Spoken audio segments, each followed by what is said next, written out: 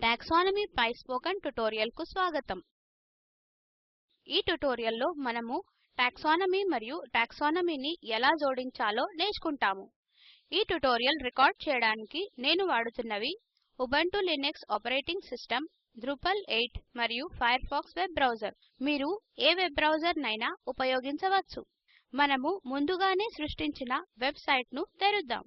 ఇప్పుడు మన వద్ద అన్ని కంటెంట్ టైపులు మరియు ఫీల్డ్స్ నిర్మించబడి ఉన్నాయి. అయితే వర్గీకరణ జోడించడం అవసరం గనక అది ఇక్కడ వస్తుంది. టాక్సానమీ అనగా వర్గాలు. మన IMDb ఉదాహరణకు వెళ్తే IMDb సైట్ లో మూవీ జాన్రే రంగం ఉందని గుర్తు తెచ్చుకోండి. ఇక్కడ అది డ్రూపల్ యొక్క వర్గీకరణలో ఇలా పనిచేస్తుంది. మూవీస్ జాన్రే పదజాలం ఉండవచ్చు మరియు దాని ప్రధాన వర్గం యొక్క పదానిక మరియు ఆ వొకాబులరీలో టర్మ్స్ ఉన్నాయి. తెరపై యాక్షన్, అడ్వెంచర్, కామెడీ, డ్రామా మరియు రొమాన్స్ ఉన్నాయి.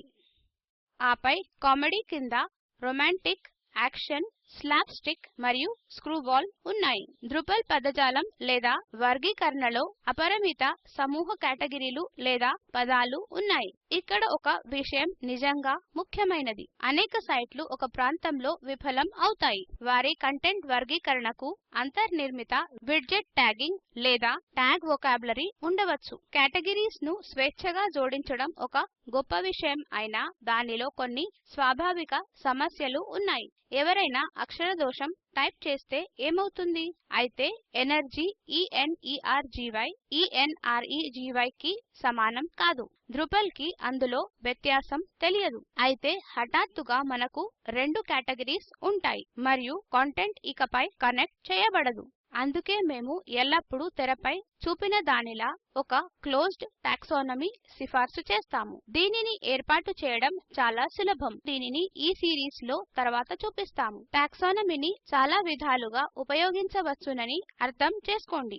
ఇదివరకే కంటెంట్ల జాబితాలు ఏ విధంగా సృష్టించాలో చూశాము. కానీ టాక్సానమీని సరిగ్గా వాడితే అన్ని రకాల వ్యూస్ ని ఫిల్టర్ మరియు సార్ట్ చేయవచ్చు. టాక్సానమీ గురించి తెలుసుకుందాం. మన ఈవెంట్స్ కంటెంట్ టైప్ కోసం ఒక టాక్సానమీని సెట్ చేద్దాం. స్ట్రక్చర్ పై క్లిక్ చేయండి. స్క్రోల్ చేసి టాక్సానమీ క్లిక్ చేయండి. బహుశా మీకు జ్ఞాపకం ఉండవచ్చు. మనము ట్యాగ్లను చాలాసార్లు సెట్ చేశాము. కానీ ముందే పేర్కొన్నట్టు ఒక క్లోజ్డ్ టాక్సానమీ కావాలి. అది మన నియంత్రణలో ఉండాలి మరియు దాని టర్మ్స్ జనాలు సులువుగా జోడించకూడదు. యాడ్ వొకాబులరీ క్లిక్ చేసి దానికి ఈవెంట్ టాపిక్స్ అనే పేరు పెడదాం. డిస్క్రిప్షన్ లో this is where we track the topics for Drupal events అని టైప్ చేస్తాము. సేవ్ క్లిక్ చేయండి. మన వొకాబులరీకి టర్మ్స్ ని జోడించవచ్చు. యాడ్ టర్మ్స్ పై క్లిక్ చేయండి. తెరపై మనము జోడించే ఒక పదాల జాబితా చూస్తారు. Introduction to Drupal, site building, module development, theming మరియు పర్ఫార్మెన్స్. వాటిని చేర్చుదాం. ఇంట్రొడక్షన్ టు డ్రూపల్ మరియు సేవ్ క్లిక్ చేయండి. అది మనల్ని మళ్ళీ యాడ్ స్క్రీన్ కి తెస్తుంది. ఇప్పుడు సైట్ బిల్డింగ్ అని టైప్ చేసి సేవ్ క్లిక్ చేస్తాను. మాడ్యూల్ డెవలప్మెంట్ మరియు సేవ్ క్లిక్ చేస్తాను.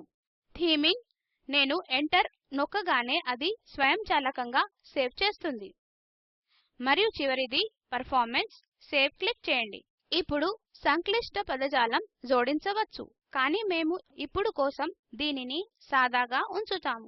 టాక్సానమీ పై క్లిక్ చేసి ఈవెంట్ టాపిక్స్ లో టర్మ్స్ యొక్క జాబితాకు వెళ్ళండి.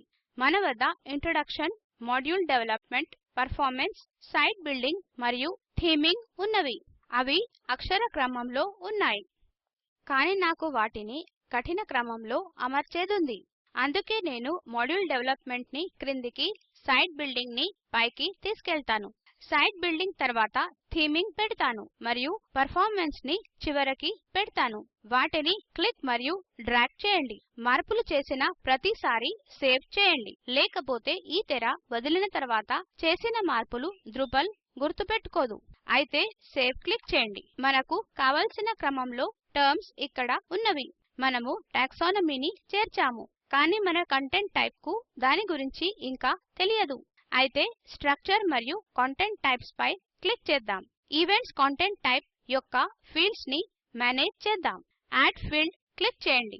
ఇక్కడ ఒక ఫీల్డ్ టైప్ ని ఎంచుకోవడం అంటే ఇప్పుడు సృష్టించిన వొకాబులరీలోని టాక్సానమీ టర్మ్స్ ని రిఫరెన్స్ చేయుట. టాక్సానమీ టర్మ్ ఎంచుకొని దానికి ఈవెంట్ టాపిక్స్ అనే పేరు పెట్టండి. సేవ్ అండ్ కంటిన్యూ క్లిక్ చేయండి. అది మనల్ని ఇలా అడుగుతుంది, type of item to reference. అది ఇంతకు ముందే ఎంచుకున్నాము కాబట్టి జాగ్రత్తగా ఉండాలి. ఒక ఈవెంట్ లో ఒకటి కంటే ఎక్కువ టాపిక్లు ఉండవచ్చు కావున దానిని అన్లిమిటెడ్ గా మార్చుదాం.